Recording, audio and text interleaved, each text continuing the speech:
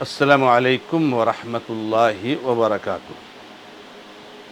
الحمد للہ رب العالمین، واشہد ان لا الہ الا اللہ وحدہ لا شریک لہ، واشہد ان محمدا عبدہ ورسولہ صلی اللہ تعالی علیہ وآلہ وسلم۔ اعوذ باللہ من الشیطان الرجیم، بسم اللہ الرحمن الرحیم۔ آمن الرسول بما انزل الیہ من ربہ والمؤمنون کل آمن باللہ وملائکتہ وکتبہ ورسلہ الی آخر الآیہ۔ معزز اور موقر مشاہدین و مشاہدات، ناظرین و ناظرات، گزشتہ درس میں آپ کے سامنے سورہ بقرہ کی آخر سے پہلی والی آیت نمبر 285 پیش کی گئی، اور اس کا ترجمہ بھی آپ کے سامنے پیش کیا گیا تھا، اور آپ کو یہ بتایا گیا تھا کہ یہ جو آخری دو آیتیں ہیں ان کو سورہ بقرہ کی آخری دو آیتیں کہا جاتا ہے یا خواتیم البقرہ کہا جاتا ہے۔ ان کی خاص فضیلت ہے، اور فضیلت پر مشتمل حدیثیں میں نے آپ کے سامنے پیش کی۔ اب آئیے ہم غور کرتے ہیں کہ اس آیت میں اللہ رب العزت نے ہم کو کیا سکھایا۔ اس آیت مبارکہ میں اللہ رب العزت نے ہم کو سب سے پہلے ایمان لانے کا طریقہ بتایا ہے کہ ایمان کیسے لانا ہے، ایمان کس طریقے سے لانا ہے۔ ایمان صرف دعوے سے نہیں آتا ہے، ایمان صرف ٹائٹل اور لیبل لگانے سے نہیں آتا۔ ایمان کچھ عقائد اور نظریات کا نام ہے، اور ان عقائد اور نظریات کے مطابق زندگی گزارنے کا نام ایمان ہے۔ اللہ تعالیٰ فرماتے ہیں آمن الرسول بما انزل الیہ من ربہ۔ رسول اور اہل ایمان جو ایمان والے ہیں، یہ کیسے ایمان لاتے ہیں؟ یہ ایمان لاتے ہیں ان ساری چیزوں پر جو اللہ تبارک و تعالی کی طرف سے نازل کی گئی ہے، سب چیزوں۔ تو اہل ایمان کا شیوا یہ ہے کہ وہ ساری نازل کردہ چیزوں پر ایمان لاتے ہیں۔ اللہ تبارک و تعالی نے جتنی بھی کتابیں نازل فرمائی ہیں، چاہے جس نبی پر ہو، سب پر ایمان لاتے ہیں۔ یہودیوں کی طرح نہیں کہ صرف تورات کو مانتے ہیں اور انجیل کا انکار کرتے، قرآن کا انکار کرتے، صرف موسیٰ علیہ السلام کو مانتے اور سارے نبیوں کا انکار کرتے، ایسا نہیں۔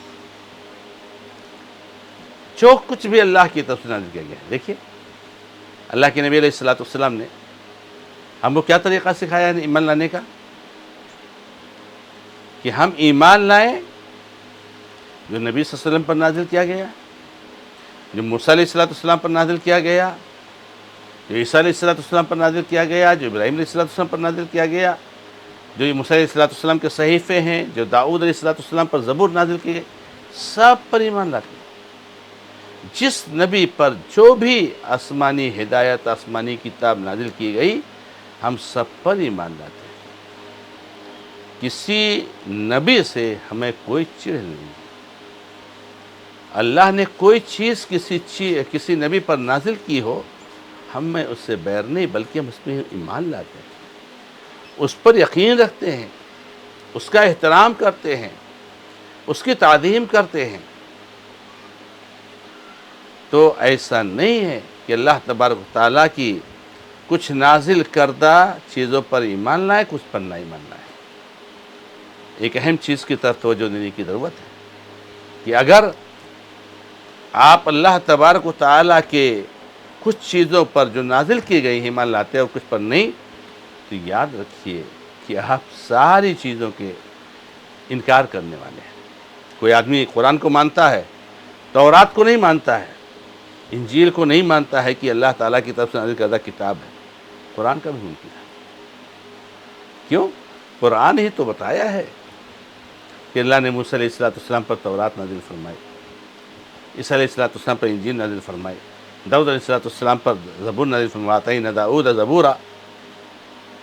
تو اگر آپ قرآن پہ ایمان لاتے ہیں تو کیا ان حقائق کو نہیں مانیں گے؟ اگر نہیں مانیں گے تو پھر آپ ایمان کیسے لاتے ہیں؟ تو اللہ تبارک و تعالیٰ نے جتنی چیزیں نازل فرمائی ہیں، جتنے رسول بھیجے ہیں، ایک مومن سب پر ایمان لاتا ہے، اور یہ مومن کی شان ہے۔ آج بھی اس روئے زمین پر کوئی ایسا شخص نہیں ہے جو اللہ کی طرف سے نازل کردہ ساری چیزوں پر ایمان رکھتا ہو، سہ مومن، وہ کوئی بھی یہودی ہو، عیسائی ہو، لے لیجیے، آپس میں دستگیردار، اس سب کو مانتے ہیں اہل ایمان۔ تو اللہ تبارک و تعالیٰ نے جو بھی نازل فرمائی ہے سب پر ایمان رکھتے ہیں۔ کیا کہتے ہیں؟ کل آمن باللہ وملائکتہ وکتبہ ورسلہ، ہر ایمان والا، ہر رسول، ہر نبی یہ ایمان لاتے ہیں اللہ پر۔ میرے بھائیوں اور میری بہنوں، ہم لوگ دین کی ابتدائی تعلیم میں اس چیز کو اچھی طریقے سے پڑھ لیا ہے کہ ایمان کے 6 ارکان: ایمان باللہ، ایمان بالملائکہ، ایمان بالکتب، ایمان بالرسل، ایمان بالیوم الآخر، ایمان بالقدر خیر و شر۔ 6 ارکان۔ اللہ تعالیٰ نے 6 ارکان کو قرآن کریم میں کہیں الگ الگ ذکر فرمایا ہے، کہیں کچھ ارکان کو ایسا ذکر کیا ہے، کہیں ساروں کو ذکر کیا ہے۔ یہ اللہ کا اسلوب ہے۔ یہاں پر 4 ارکان ذکر ہیں۔ اللہ پر ایمان لاتے ہیں، کل آمن باللہ، اللہ پر ایمان لاتے ہیں۔ اللہ پر ایمان لانے کیا مطلب میرے بھائی؟ آج تو دعویٰ بہت کچھ ہے، بہت بڑی بھیڑ ہے جو اس بات کا دعویٰ کرتی ہے کہ وہ اللہ تعالیٰ پر ایمان رکھتے ہیں۔ ان کی حقیقت میں ہے نہیں۔ دعویٰ کرنے والوں میں اکثریت کا حال یہ ہے کہ اللہ پر ایمان نہیں رکھتے۔ اللہ پر ایمان لانے کا مطلب اللہ تبارک و تعالیٰ کے وجود پر ایمان لانا ہے۔ اللہ پر ایمان لانے کا مطلب اللہ تبارک و تعالیٰ کی عظمت اور قدرت پر ایمان لانا ہے۔ اللہ پر ایمان لانے کا مطلب اللہ کے رب ہونے پر ایمان رکھنا ہے۔ وہی خالق ہے، وہی مالک ہے، وہی رازق ہے، وہی روزے دینے والا، وہی دینے والا، وہی لینے والا، وہی چھیننے والا، سب کچھ اسی قبضے میں، ہر چیز کا پیدا کرنے والا اللہ۔ تو اللہ رب العزت کو رب ماننا اور اللہ تعالیٰ پر ایمان لانے کا مطلب اللہ رب العزت کی توحید اور توحید عبادت، خالص اللہ کی عبادت کرنا اور خالص اللہ کے لیے عبادت کے صحیح ہونے پر نظریہ اور عقیدہ رکھنا۔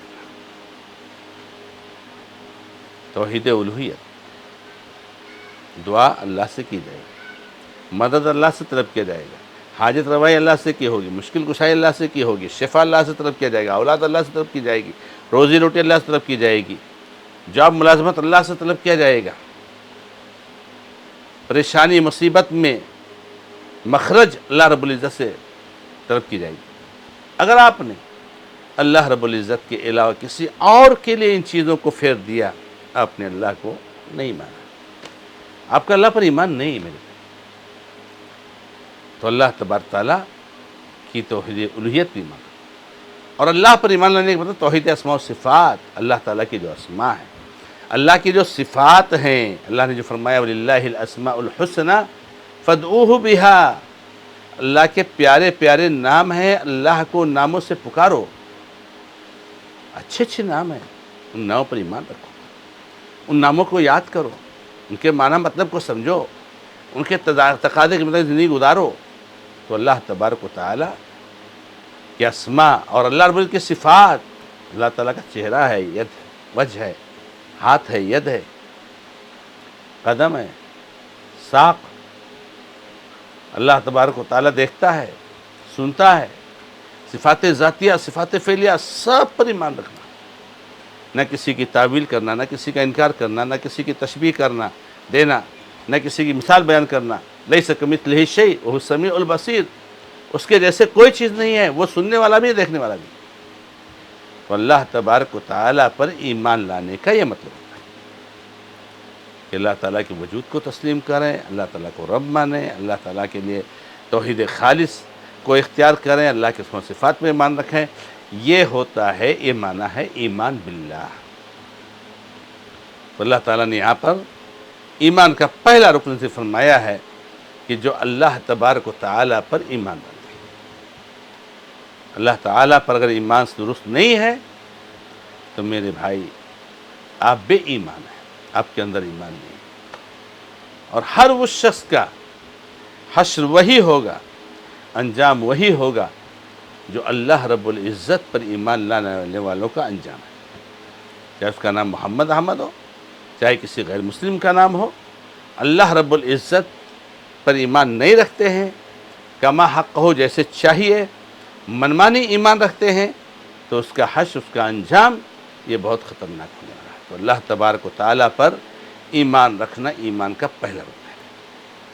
باقی چیزیں انشاءاللہ اگلے درس میں. اللہ رب العزت سے دعا ہے کہ رب العزت ہمیں اور آپ کو سب کو ایمانیات کو سمجھنے کی توفیق عطا فرمائے. هذا ما عندي، اللہ تعالی عالم، والحمد للہ رب العالمین، وصلی اللہ علی محمد وسلم تسلیما کثیرا، والسلام علیکم ورحمۃ اللہ وبرکاتہ.